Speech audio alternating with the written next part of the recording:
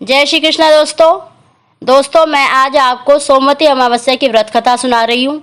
दोस्तों वैसे तो अमावस्या हर महीने पड़ती है, लेकिन सोमवती अमावस्या सर्वश्रेष्ठ होती है। ये साल में एक या कभी कभी दो पड़ जाती हैं।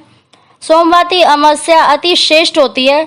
इस दिन विवाहित स्त्रियां अपने पति की लंबी उम्र के लिए और दोष निवारण के लिए यह बहुत सहायक होती है। सोमवती अमावस्या का व्रत रखने से गंगा स्नान से भी ज़्यादा इसका महत्व होता है। इस दिन सूर्य देवता को अर्घ्य देना चाहिए, इससे गरीबी और दरिद्रता दूर हो जाती है।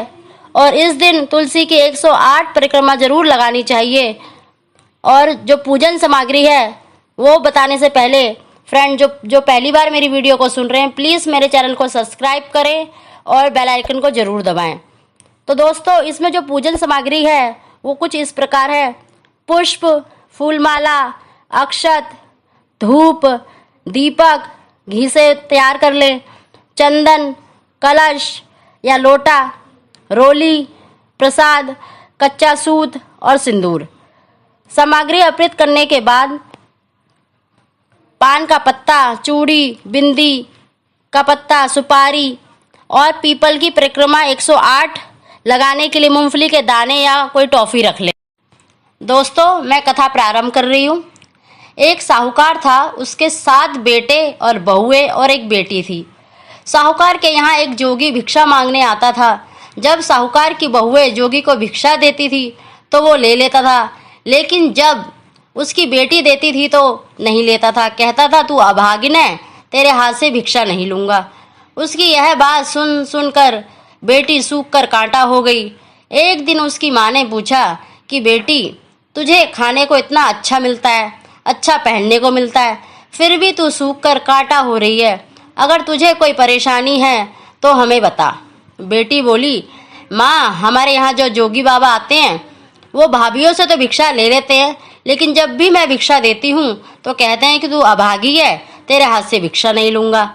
दूसरे दिन जोगी बाबा भिक्षा लेने आया तो साहूकारनी ने बोली कि एक तो मेरी बेटी तुझे भिक्षा देती है और ऊपर से तू उसे ही अभागी कहता है।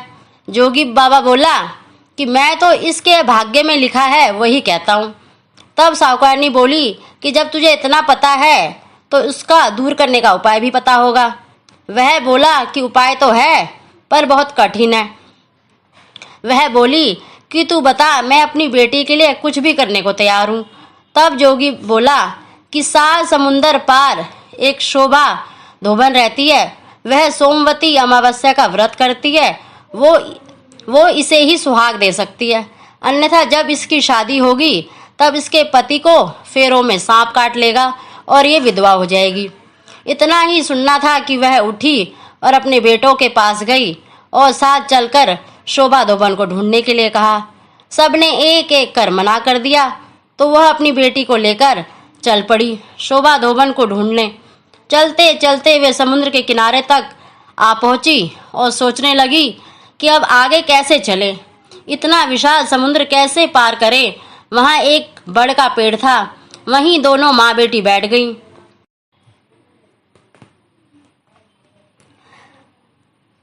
उस पेड़ के ऊपर एक हंस का जोड़ा रहता था और नीचे पेड़ की जड़ में एक सांप रहता था। जब हंस का जोड़ा दाना चुगने जाता तो सांप हंस के बच्चों को खा जाता। हंस उसे देख नहीं पाते थे। उस दिन भी सांप हंस के बच्चों को खाने के लिए पेड़ पर चढ़ रहा था कि हंस के बच्चों की आवाज़ सुनकर माँ बेटी ने देखा कि सांप हंस के बच्चों को खाने जा रहा है। उन्होंने सांप को मार दिया और शाम को जब हंस का जोड़ा आया तो उन्होंने माँ बेटी को वहाँ बैठा पाया तो सोचा कि ये ही मेरे बच्चों को मार देते हैं। जैसे ही वे उन माँ बेटी को मारने को तैयार हुए कि पेड़ पर से ही वे उनकी बच्चों की आवाज़ सुनाई दी तो उन्होंने देखा कि हमारे बच्चों तो जिंदा है। तब बच्चों ने उन्हें सारी बात बताई कि कैसे माँ बेटी ने उनकी जान बचाई। हंस ने उन्हें धन्यवाद दिया और उनका यहाँ आने का कारण पूछा। माँ ने सारी बात बताई और बोली कि हम यहाँ तक तो आ गए हैं पर समझ में नहीं आ रहा कि आगे कैसे जाएं। तब हंस बोले कि आप हमारे ऊपर बैठ जाओ, हम आपको समुद्र पार पहुँचा देंगे। इस तरह दोनों समुद्र पार पहुँच गई। उसने शोभा धोबन का घर ढूंढ लिया। अब वह सवेरे जल्दी उठकर शोभा धोबन के घर का सारा काम करने लगी। खाना बनाना, झाड़ू पोछा, पानी भरना, कपड़े धोना। शोभा धोबन के साथ बेटे बहुए थे। उनकी बहुत काम चोर थी। काम को लेकर वे आपस में लड़ती रहती थी, झगड़ती थी। लेकिन इधर कुछ दिनों से शोभा धोबन देख रही थी कि वे सब बिना झगड़े ये सारा काम कर रही हैं। एक दिन उसने बहुओं से पूछा कि क्या बात है, आजकल तुम सब मिलकर खुशी खुशी सारा काम कर रही हो और झगड़ा भी नहीं करती हो। इस पर उनकी सभी बहुओं ने मना कर दिया कि हम तो बहुत दिनों से काम करते ही नहीं। तब उसने सोचा कि जब मेरी बहुएं काम नहीं करती तो फिर कौन है जो मेरे घर का काम करता है, ये तो मालूम करना पड़ेगा। दूसरे दिन वह सुबह जल्दी उठी और उसने देखा कि एक औरत और एक लड़की घर का सारा काम करके वापस जा रही हैं। तो उसने उन दोनों को रोका और पूछा कि तुम कौन हो और मेरे घर काम क्यों कर रही हो। तब साहूकारनी ने बताया कि ये मेरी लड़की है, लेकिन इसके भाग्य में सुहाग नहीं है और तुम सोमवती अमावस्या का व्रत पूजा करती हो। एक तुम ही हो जो मेरी बेटी को सुहाग दे सकती हो, इसलिए हम तेरे घर पर काम कर रही हैं। इस पर शोभा धोबन ने कहा कि ठीक है, तुमने इतने दिन मेरे घर पर काम किया है तो मैं तेरी बेटी को सुहाग जरूर दूंगी। जब तेरी बेटी की शादी तय हो जाए तो उसके पीले चावल समुद्र में डाल देना, मैं शादी में पहुंच जाऊंगी। दोनों माँ बेटी अपने घर को आ गई।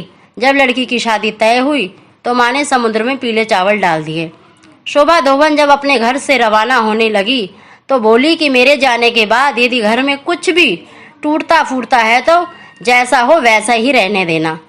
मेरे आने तक उस तुम लोग कुछ भी मत करना। अपने घर वालों को ये हिदायत देकर वह साहूकारनी की बेटी की शादी में शामिल होने के लिए रवाना हो गई। जब साहूकार की बेटी के फेरे हो रहे थे तब सांप ने दूल्हे को डस लिया। अब सब रोने धोने लगे। तब लड़की की माँ ने शोभा धोबन से कहा कि आज के दिन के लिए मैंने तेरे यहाँ काम किया था ताकि तू मेरी बेटी का आज सुहाग दे सके। शोभा धोबन ने कहा कि तुम चिंता मत करो। वह उठी, दूल्हे के पास गई और अपनी मांग से सिंदूर लिया, आंख से काजल और छोटी उंगली से मेहंदी ली और दूल्हे के छींटे दिए और बोली कि आज तक मैंने जो सोमवती अमावस्या का जो व्रत किया है उसका फल साहूकार की बेटी को जाना और आगे जो मैं करूं वो मेरी धोबी को मिले। उसके ऐसे कहते ही दूल्हा ठीक हो गया। सब लोग बड़े खुश हो गए। जब बारात विदा हो गई तो शोभा धोबन जाने लगी। तब सबने कहा कि अभी तो आपको विदा नहीं किया, अभी आप कैसे जा सकती हैं। शोभा धोबन ने कहा कि मैं घर को ऐसे ही छोड़कर आई हूँ, पता नहीं पीछे से वहाँ क्या हो रहा है। आप विदा ही करना चाहते हैं तो मुझे एक मिट्टी का कलश दे दो। कलश लेकर वह घर के लिए रवाना हो गई। रास्ते में सोमवती अमावस्या आई तो उसने कलश के 108 टुकड़े किए, पीपल की पूजा की और परिक्रमा करके बोली कि भगवान, आज से पहले जो अमावस्या की उसका फल साहूकार की बेटी को दिया, आज से मैंने अमावस्या का उसका फल मेरे पति को देना। फिर कलश के टुकड़ों को गड्ढा खोदकर गाड़ दिया और घर के लिए चल दी। उधर घर पर उसका धोबी मर गया। सब धोबन का इंतजार कर रहे थे क्योंकि वो कहकर गई थी कि मेरे पीछे से तुम लोग कुछ भी मत करना। जब घर पहुंची तो देखा उसका पति मरा पड़ा है और सब लोग रो रहे हैं। उसने कहा कि सब लोग चुप हो जाओ। वह अपने धोबी के पास गई और अपनी मांग से सिंदूर लिया, आंख से काजल और छोटी उंगली से मेहंदी निकालकर छींटे दिए और बोली, भगवान, आज से जो अमावस्या की का फल है साहूकार की बेटी को दिया, आज मैंने जो अमावस्या का व्रत रखा है उसका फल मेरे पति को देना। ऐसा कहते ही उसका पति उठ बैठ गया। इतने में एक ब्राह्मण आया और बोला, जजमान, अमावस्या का दान दे दो। धोबन बोली कि मैंने तो पीपल के पेड़ के पास गाड़ दिया है, तुम्हारी दक्षिणा वहां से निकाल लो।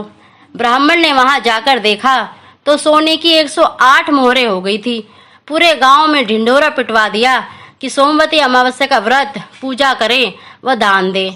हे सोमवती माता, जैसे आपने साहूकार की बेटी को सुहाग दिया और धोबी को जीवन दान दिया, वैसे ही सबको देना।